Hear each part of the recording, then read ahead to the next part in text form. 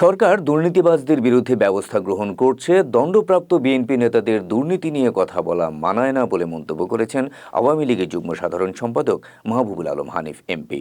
সোমবার বেলা 11টায় কুষ্টিয়া জেলা শিল্পকলা একাডেমি মিলনায়তনে বিভাগীয় পর্যায়ে নিরাপদ খাদ্য বিষয়ক জনসচেতনতামূলক কর্মশালায় প্রধান অতিথি হিসেবে যোগ দিয়ে হানিফ সাংবাদিকদের এসব কথা বলেন। মাহবুবুল আলম হানিফ এমপি বলেন, সরকার কোনো দুর্নীতিবাজকে পৃষ্ঠপোষকতা করছে না। আমাদের সরকার দুর্নীতির বিরুদ্ধে জিরো টলারেন্স ঘোষণা করে দুর্নীতিবাজদের বিরুদ্ধে ব্যবস্থা গ্রহণ করছে।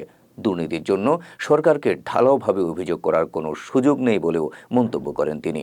বাংলাদেশ নিরাপদ খাদ্য মন্ত্রণালয়ের আয়োজনে জনসচেতনতামূলক কর্মশালায় অন্যান্যের মধ্যে বক্তব্য রাখেন কুষ্টিয়া 1 আসনের সংসদ সদস্য রেজাউল হক চৌধুরী, 2 আসনের সংসদ সদস্য কামারুল আরেফিন, 4 আসনের সংসদ সদস্য আব্দুর রৌফ, বাংলাদেশ নিরাপদ খাদ্য কর্তৃপক্ষের চেয়ারম্যান অতিরিক্ত সচিব জাকারিয়া, সদস্য অতিরিক্ত সচিব আবু নূর মোহাম্মদ শামসুজ্জামান, কুষ্টিয়ার জেলা প্রশাসক এহতেশাম রেজা সহ আরও অনেকে।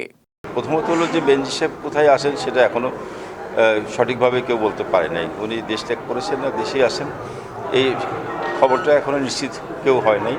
তাদের নিশ্চিতভাবে বলা যায় না যে উনি দেশ ত্যাগ করেছেন।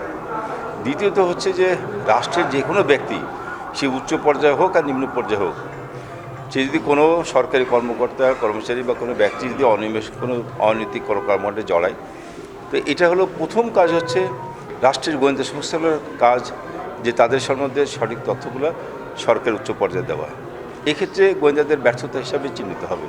এখানে সরকারকে বা সরকার দলকে ঢালাওভাবে অভিযোগ করার কোনো সুযোগ নেই, কারণ ইতিমধ্যেই আমাদের সরকার প্রধান দুর্নীতির ব্যাপারে জিরো টলারেন্স বহু আগে থেকে বলেছেন, এবং যাদের বিরুদ্ধে দুর্নীতির অভিযোগ যখনই পাওয়া যাচ্ছে সরকার কঠোরভাবে তার বিরুদ্ধে ব্যবস্থা নিচ্ছে।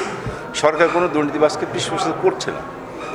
এইগুলো বিএনপি এখন তাদের অতীতের কর্মকাণ্ড 2001 থেকে 2006 সাল পর্যন্ত হাভবন বানিয়ে যে লুটপাট করেছিল, সেটার থেকে মানুষের যে একটা নেতিবাচক বিএনপির প্রতি ধারণা ছিল, সেখান থেকে বেরিয়ে আসার জন্য এখন বিএনপি এটা নানান ধরনের মিথ্যাচার করে চেষ্টা করছে যে জনগণকে বিভ্রান্ত করার।